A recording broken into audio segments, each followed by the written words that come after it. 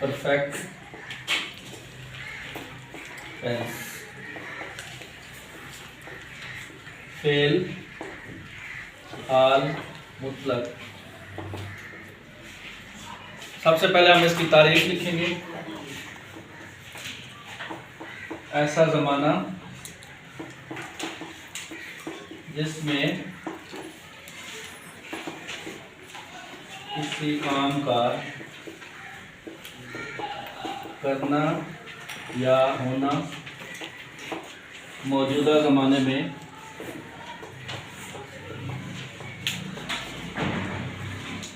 मुकम्मल हालत में पाया जाए।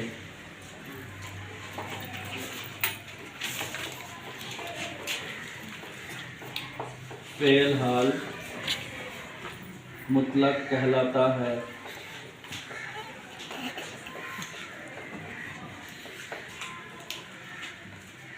अब आपको कैसे पता चलेगा कि इसमें उर्दू फिक्रे के में निशानी क्या है? हम इसकी निशानी नोट कराते हैं। उर्दू फिक्रे के आखिर में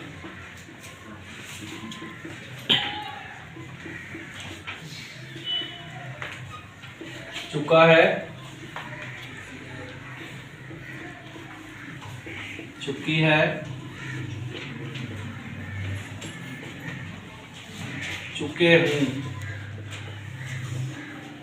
वगैरह आता है। उसके बाद इमदादी फेल हम लिख लेते हैं। इसमें इमदादी फेल कौन सा इस्तेमाल होता है? इमदादी फेल यानी हेल्पिंग वर्ब।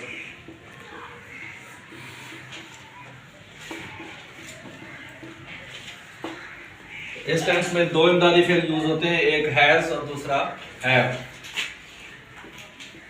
इस टेंस में दो इमदादी फेल हैज और हैव इस्तेमाल होते हैं।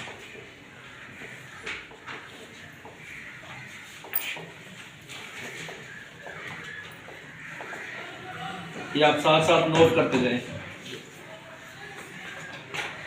अब हैज और हैव का इस्तेमाल हम लिखते हैं। हैज किसके साथ इस्तेमाल होता है और हैव किसके साथ इस्तेमाल होता है? अगर फिक्रे का सब्जेक्ट ही हो, शी हो, इट हो या कोई अकेला नाम हो तो उसके साथ हैज इस्तेमाल होगा। और हैव का इस्तेमाल अगर फिक्रे का सब्जेक्ट आई है, वही है, यू है, दे है या एक से ज़्यादा नाम जमा नाम हो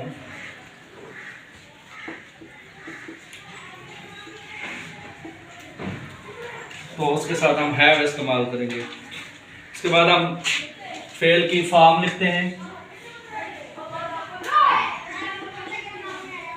तो इस टेंस में फेल की कौन सी फॉर्म इस्तेमाल होती है? तीसरी। शाबाश। तीसरी फॉर्म इस्तेमाल होती है। यहाँ पे आप इसकी कोई मिसाल भी लिख सकते हैं। मसलन मैं खत लिख चुका हूँ। मैं खत लिख चुका हूँ। तो इसमें आपको सेंटेंस की जो अरेंजमेंट थी वो पहले ही बता दी थी कि सबसे पहले सब्जेक्ट आता है, उसके बाद हेल्पिंग वर्ब हैज या हैव, उसके बाद जो है फेल की तीसरी फॉर्म और आखिर में क्या आता है? ऑब्जेक्ट। तो ये तरतीब भी आप लिख लें।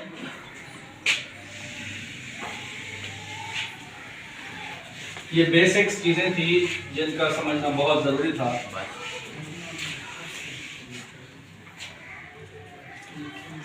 उसके बाद आप लिखें अंग्रेजी बनाने का तरीका।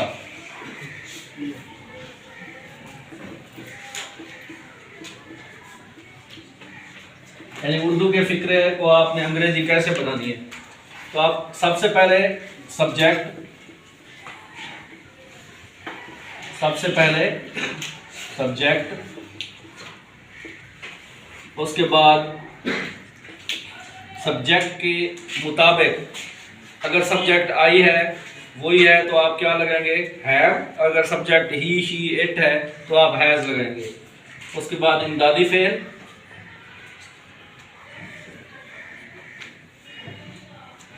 ہیز یا ہیو،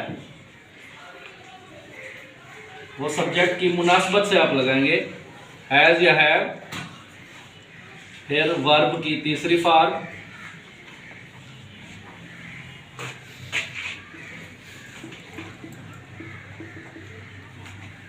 اور آخر میں آبجیکٹ لگائیں گے.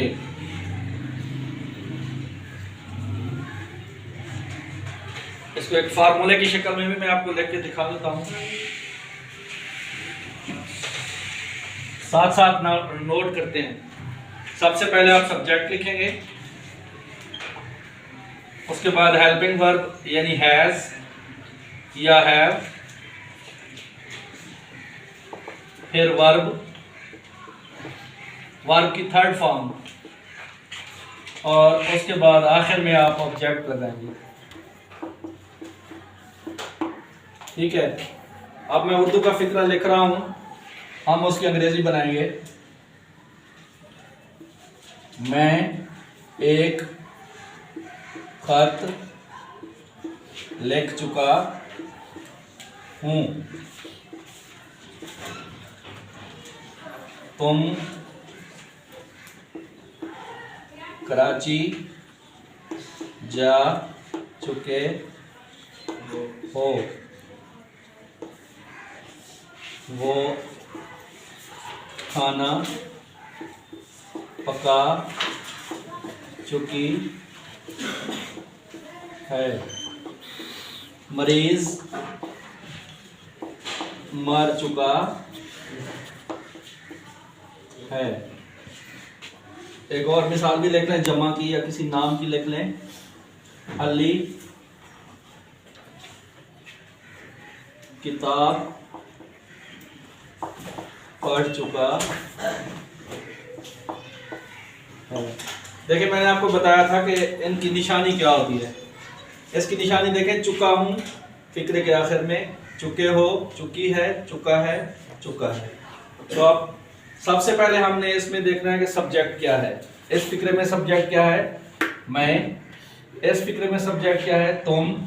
اس میں وہ، اس میں مریض، اور اس میں علی.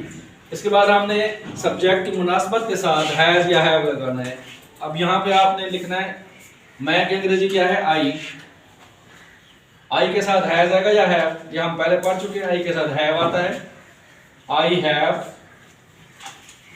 ورب کی تھرڈ فارم، ورب آپ نے ڈھونڈنا ہے کہ ورب کیا ہے. اس فقرے میں ورب کیا ہے؟ لکھنا. لکھنا کیا ہے؟ ورب.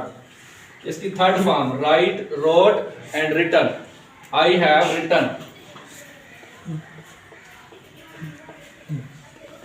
اس کے بعد آبجیکٹ ڈھونڈنا ہے. آبجیکٹ کیا ہوتا ہے؟ جس پر کام واقع یا ختم ہو رہا ہو.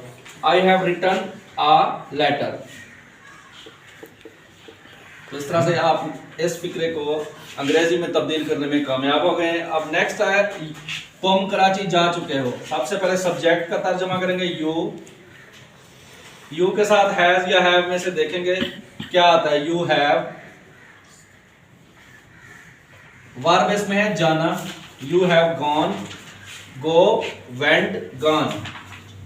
You have gone to Karachi. وہ کھانا پکا چکی ہے. اس میں سبجیکٹ کیا ہے آپ کا؟ وہ. اب دیکھنا یہ ہے کہ وہ ہی ہے یا شی ہے. چکی ہے تو اس کا مطلب ہے وہ شی کے معنوں میں آئے گا. شی. شی کے ساتھ ہیز آئے گا. شی ہیز کوکڈ، پکا چکی ہے. She has cooked food, full stop. مریض مر چکا ہے. مریض کیا ہے؟ اس میں سبجیکٹ ہے. پیشنٹ दा लगा दें, सिंगल है। The patient has, single name है, डाइड, डाइड, डेड, डेड। उसके बाद नेक्स्ट फिक्रा है जो अली किताब पढ़ चुका है, इसमें सब्जेक्ट क्या है, अली, सिंगल नेम है, हैज, पढ़ना, रीड, रीड, रेड, रेड। ये READ जो है, रेड पढ़ते हैं इसको। Ali has read the book.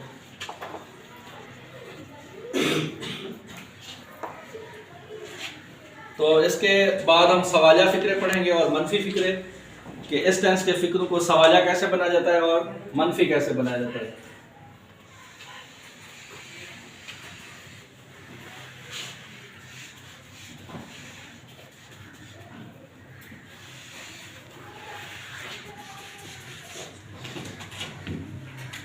Interrogative sentences.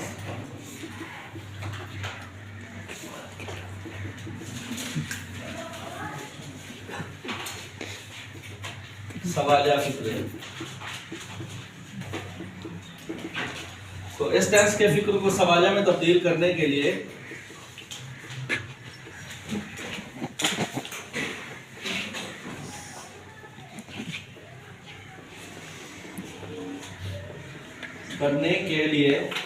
Has या हैव को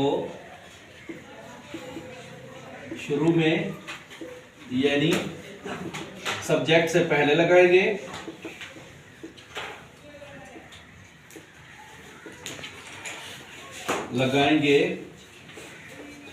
और बाकी तरतीब सेम रहेगी। यानी सबसे पहले आप क्या लगाएंगे, हैज या हैव, जो भी सब्जेक्ट के मुनासबत से होगा, उसके बाद सब्जेक्ट, उसके बाद वर्ब की थर्ड फॉर्म, और आखिर में ऑब्जेक्ट, और सवाल निशान लाजमी देंगे आप। अब जैसे क्या अम्मी नाश्ता तैयार कर चुकी है, तो इसमें आपने सबसे पहले देखना है कि सब्जेक्ट क्या है। अम्मी सिंगल नेम है तो इसके साथ हम हैज लगाएंगे, हैज मदर कुक्ड, कुक्ड भी लिख सकते हैं आप, प्रिपेयर्ड भी लिख सकते हैं। Has mother cooked breakfast. एक और मिसाल भी दे देते हैं, क्या तुम पानी का गिलास पी चुके हो। तो इसमें सबसे पहले हमने हैज या हैव का तस्वर करना है कि हैज है या हैव। यू है, यू के साथ हैव आता है, तो have you. Drink, drunk, drunk third form लगाएंगे, हैव यू ड्रंक।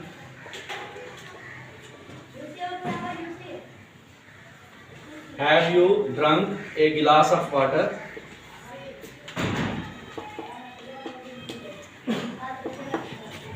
इसके बाद हम मनफी फिक्रे भी कर लेते हैं, नेगेटिव सेंटेंसेस।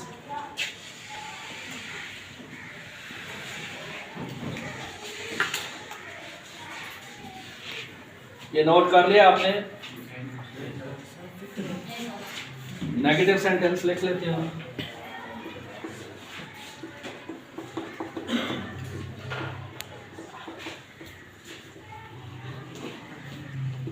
मनफी फिक्रे, जिसमें नहीं का इस्तेमाल हो उसको हम नेगेटिव सेंटेंस कहते हैं। इस टेंस के फिक्रों को मनफी में तब्दील करने के लिए, फिक्रों को मनफी बनाने के लिए हैज या हैव के बाद नॉट का इस्तेमाल करते हैं। हैज हैव के बाद नॉट लगाते हैं। यानी सबसे पहले आप सब्जेक्ट, उसके बाद या हैज़ और हैव, फिर नॉट, फिर वर्ब की थर्ड फॉर्म और आखिर में ऑब्जेक्ट। तो जैसे हमने ऊपर वाला फिक्रा लिखा है, एक और फिक्रा हम लिखते हैं, तुम खेत में हल नहीं चला चुके हो। तो सबसे पहले हम सब्जेक्ट लिखेंगे, यू, हैज या हैव में से क्या आएगा, हैव, नॉट, हल चलाना को प्लो कहते हैं, PLOUGHED,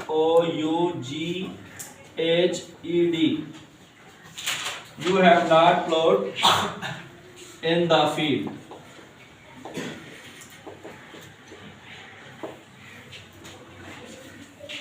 तो इस तरह से आपका नेगेटिव सेंटेंसेस भी कंप्लीट हो गए हैं, ठीक है।